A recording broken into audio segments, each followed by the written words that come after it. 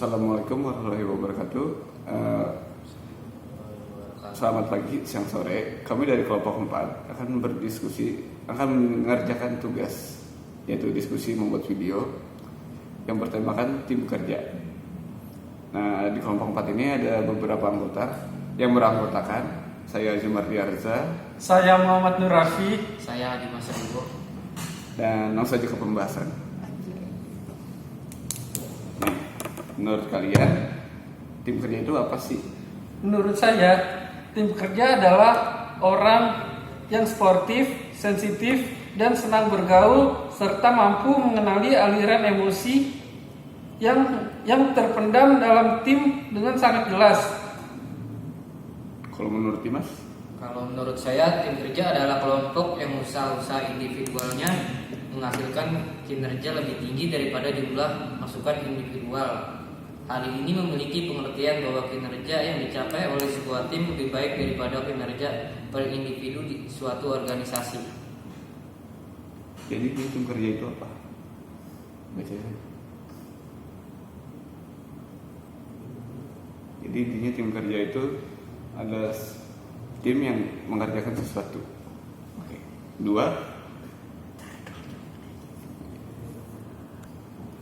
Nah, lanjut yang kedua, bedanya tim kerja sama kelompok kerja itu apa? Kalau menurut saya, kelompok kerja memperkirakan efektivitas secara tidak langsung, sedangkan tim kerja menimbang kinerja secara langsung dengan memperkirakan hasil kerja bersama-sama. Kelompok kerja mempunyai pemimpin yang kuat dan berfokus, sedangkan tim kerja mempunyai peran kepemimpinan yang bersama. Kalau menurut saya, kelompok kerja yaitu suatu kelompok yang intinya berinteraksi untuk berbagi informasi dan membuat keputusan untuk membantu tiap anggota kelompok menunjukkan kinerja sesuai tanggung jawabnya. Dan tim kerja adalah suatu kelompok di mana usaha individu akan menghasilkan kinerja yang lebih besar dibandingkan individu tersebut. Oke, lanjut yang ke pertanyaan ketiga itu, pembahasan yang ketiga itu, sifat tim kerja itu kayak gimana sih dan apa aja? Kalau menurut Raffi?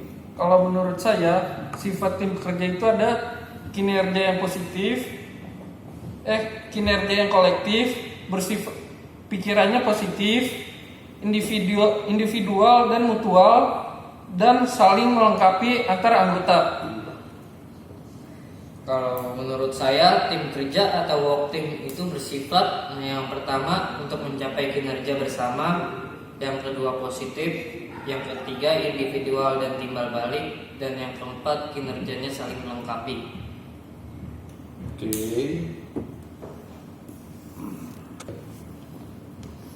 Terus yang keempat itu, pembahasan yang keempat, jenis-jenis tim kerja itu kan ada 4 ya. Itu menurut kalian apa aja yang kalian tahu?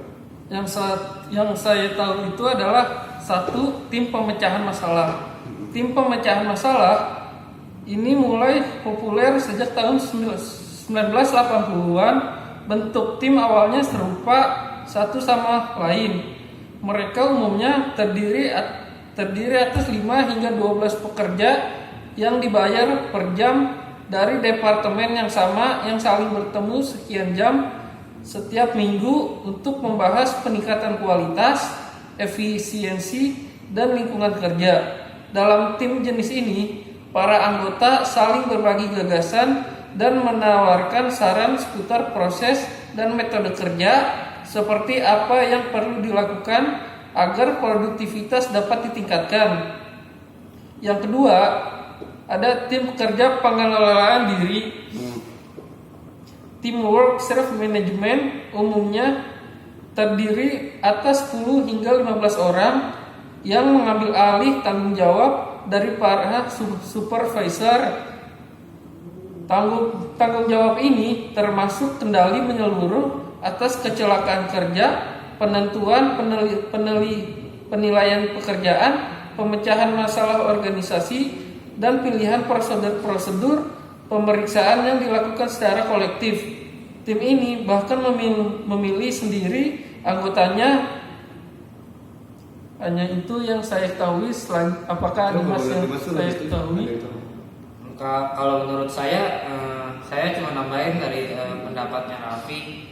Menurut saya tim kerja itu ada 4 dan 2-nya tadi udah disebutin sama Raffi, 2-nya lagi saya. Yang pertama kalau menurut saya tim kerja pengelolaan diri atau cross functional team. Menurut Robbins, Custom Research, firma riset pemasaran di Minneapolis, Amerika Serikat, secara historis telah mengorganisir departemen-departemen yang bersifat fungsional. Tetapi manajemen senior menyimpulkan bahwa departemen-departemen tersebut tidak mampu memenuhi kebutuhan yang berubah-ubah dari klien-klien firma. Akibat dari hal tersebut, firma ini mengagas dibentuknya satu tim lintas departemen yang bertujuan meningkatkan komunikasi dan penelusuran catatan kerja yang akan membawa pada peningkatan produktivitas dan kepuasan klien. Organisasi ini mencerminkan tim cross fungsional. Tim ini terdiri atas pekerja-pekerja dari tingkat hierarki yang serupa tetapi beda wilayah pekerjaannya. Mereka bergabung bersama guna menyelesaikan suatu pekerjaan. Robbins menyebutkan banyak organisasi sudah menggunakan tim cross fungsional. Seperti ini, misal IBM membentuk gugus tugas tahun 1960-an yang terdiri atas pekerja lintas departemen dalam perusahaan guna mengembangkan sistem 360 yang terbukti sukses. Gugus tugas tiada lain melainkan tim cross fungsional yang sifatnya temporer. Dan yang kedua ada tim virtual atau virtual team, menggunakan teknologi komputer guna menghubungkan orang-orang yang terpisah secara fisik guna mencapai sasaran bersama.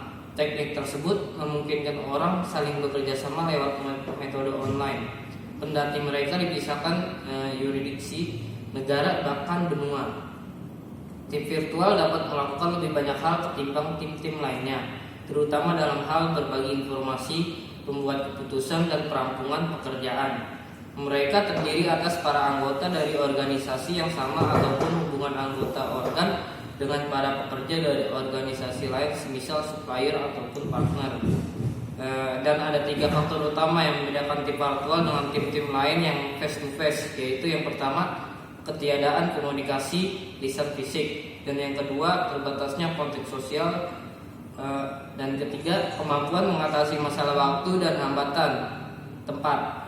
Dalam komunikasi face to face, orang-orang menggunakan paraverbal seperti nada, suara, intonasi, dan volume suara, serta nonverbal seperti gerak mata, roman muka, gerak tangan, dan bahasa tubuh lainnya.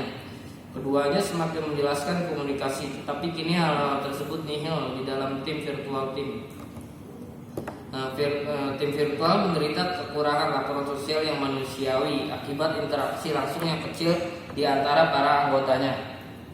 Jadi tim kerja virtual itu zaman sekarang sudah mudah ya, bisa lewat Zoom, grup WhatsApp, atau Google apa deh? Google apa deh? Google Meeting. Oke.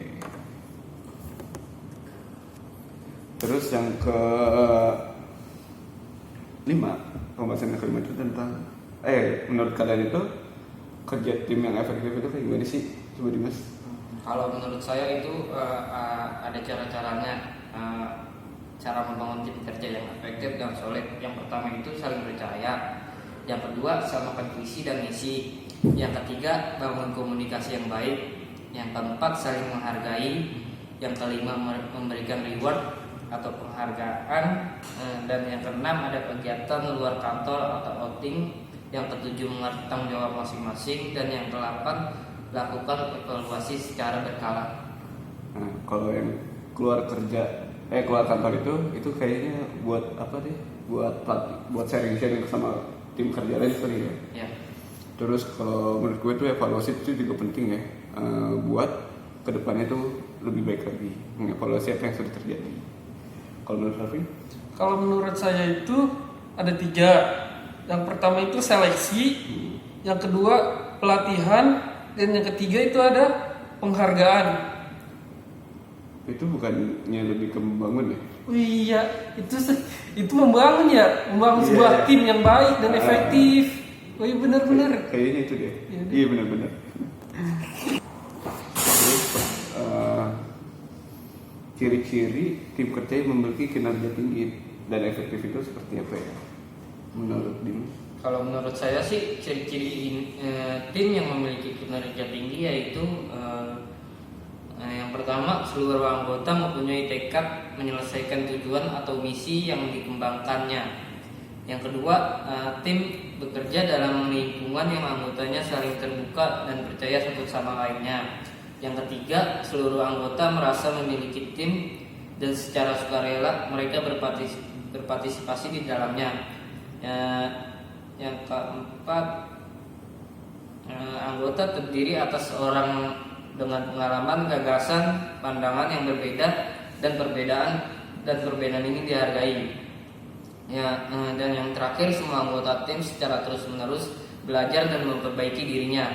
Hal ini membantu meningkatkan kemampuan tim dalam memecahkan persoalan. Oke, kalau menurut Raffi? Kalau menurut saya itu ada 5 ciri-ciri dalam membangun tim dengan memiliki kinerja yang tinggi. Yang pertama itu ada semua anggota tim mengerti peranan dan tanggung jawabnya, saling menghargai satu sama lainnya. Yang kedua, keputusan diambil berdasarkan konsensus. Yang ketiga, setiap anggota tim berkomunikasi secara terbuka, langsung, dan saling mendengarkan satu sama lainnya secara objektif dan penuh kesabaran. Yang keempat, tim dapat menangani konflik tanpa harus memunculkan permusuhan. Yang kelima, pimpinan tim apakah temporer atau tetap mempraktekkan gaya kepemimpinan partisipasif. Itu menurut saya ciri-cirinya. Oke, cukup sih. Penutupannya enggak? Nah, kesimpulan dari diskusi kita, pembahasan kita tentang tim kerja ini apa? Tiga coba dulu. 3 kesimpulan. Kalau menurut gue ada 3. Yang pertama, pemikiran orang banyak akan lebih baik ketimbang pemikiran satu orang. Membangun sebuah tim adalah suatu proses memilih, mengembangkan, memberikan kemudahan dan melatih sebuah kelompok kerja agar berhasil mencapai tujuan bersama. Yang kedua, kerja tim ialah bekerja kelompok dengan keterampilan yang saling melengkapi untuk mencapai tujuan bersama secara efektif dan efisien. Yang ketiga, tim kerja dalam organisasi ada 4, yaitu yang pertama tim problem solving, yang kedua tim kerja self manage, yang ketiga tim cross fungsional, dan yang keempat tim virtual. Itu aja sih kalau dari gue.